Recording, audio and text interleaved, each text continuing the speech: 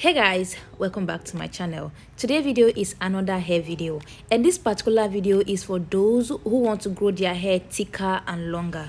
If you want to grow a thicker hair or a longer hair, you need to know that one thing you need to have at the back of your mind is length retention.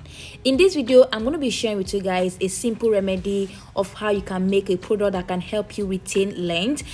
My little niece is in boarding school, so each time she's going back to school, I make her hair butter, her hair oil, and also her hair spray. And over the time, I have seen how this has contributed a lot to her hair. Her hair is thick, even though her hair is texturized, it's not purely natural and it is also not really relaxed. And I've seen that over the time, her hair has grown longer and thicker, that I even started using this particular remedy for my own hair.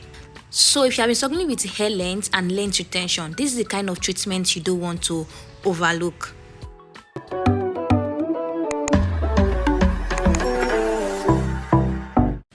So guys, let's get started. Our first ingredient for this particular remedy is rosemary leaf. You can use the fresh one if you have access to it, but I'm using the dry rosemary leaf. Rosemary contains a lot of nutrients that is very beneficial for the health of the hair. It helps to stimulate and improve circulation of blood on the scalp, which in turn promotes hair growth. It also helps to reduce hair fall, hair shedding, and hair breakage. Our next ingredient is mint leaf. Mint leaf is a source of keratin and antioxidants that promote hair growth and prevent hair fall. Mint leaf is a powerful treatment for the hair, especially the scalp. The antifungal properties present in mint leaf help to prevent scalp conditions like head lice, dandruff, scalp itches, dry scalp, which can delay the growth of the hair. Mint leaf is one of the highest sources of keratin, which is one of the nutrients needed for healthy hair growth. So at this point, we are going to go ahead into making of this treatment. So I'm going to go ahead and add in some of my shea butter. You can use any butter of your choice. For this particular treatment, I use shea butter and cocoa butter. If you have mango butter, avocado butter, you're good to go. So for this treatment, there's no particular measurement. You can use any measurement of your choice depending on the quantity you're going for. If you want to do a large amount of this treatment, you should know that your butters should be a lot. You should be able to work with large amount of butters. But because I'm just making about 1 or 2 jar of this treatment, I'm not using a lot of shea butter or a lot of cocoa butter. Just use as many as you can. So at this point, I go in with a cup of my dry rosemary leaf.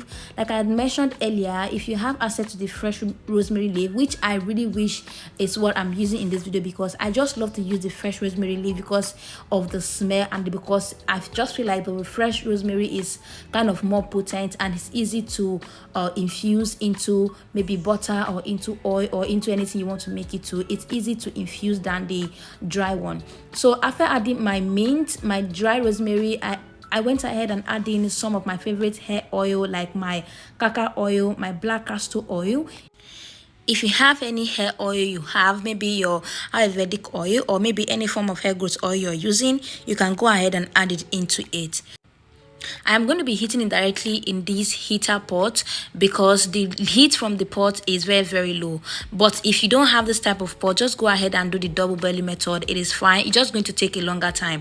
So at this point, after heating it up about 5 to 10 minutes, I let it cool down. Make sure this is very cool and go ahead and strain it out. Make sure that you use any material, or maybe you're using a filter, anything you're using, just make sure that it's something that has very tiny holes so you don't get the particles into the treatment. So this is what it's going to look like. At this point, I'm going to go ahead and transfer it into a rubber jar so I can freeze it a little bit so that it can solidify.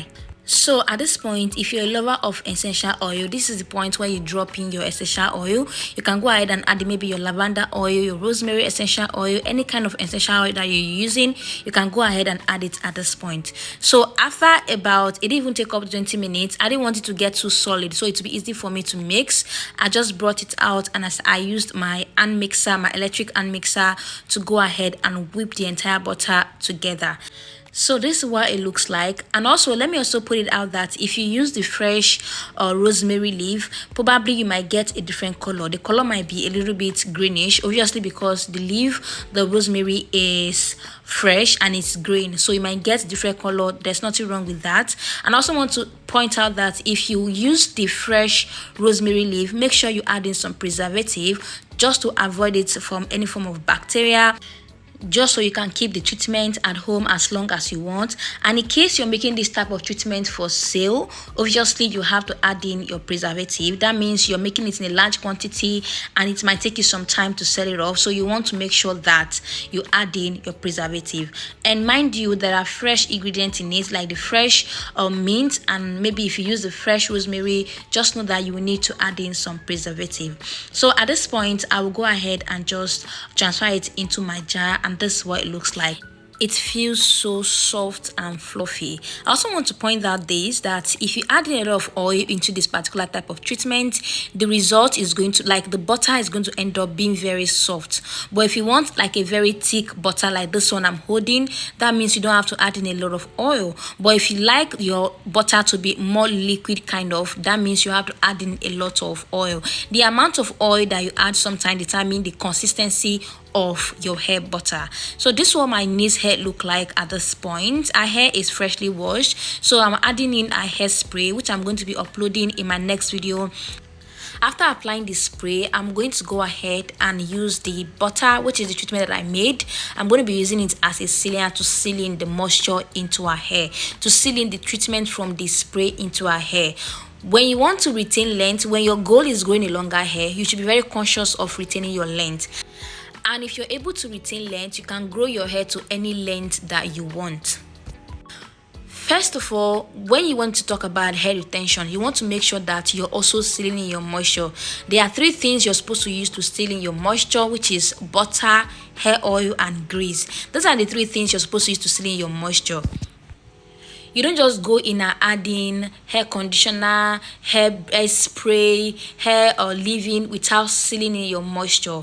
If you want to grow a longer hair, just make sure that your hair is always moisturized. That's one thing I do for my hair particularly.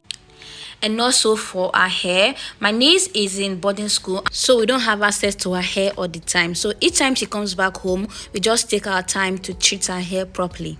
So anytime she's back home, her mom just called me to come and wash her hair, treat her hair, and we just put it in a normal school hairstyle, and she goes back to school till the next time she comes back.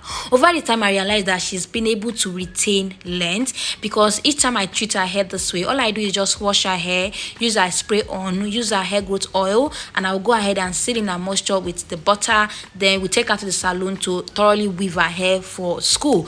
And when she's back from school and I'm around, I just help her put her hair back in place again. And sometimes they redo her hair in school, and anytime she just come back and I'm doing her hair, I just realize that she has added so many inches and her hair is thicker. Even though her hair is not natural, you can see that her hair is very, very thick, even though her hair is texturized. So at this point, I just started to share this particular treatment. I usually made this particular rosemary butter for her to school. And this particular treatment is very, very safe for children and for adults, because after doing her hair over the time, and I realized that this is actually working for her hair, I could see how thick and how lengthy her hair has become over the time.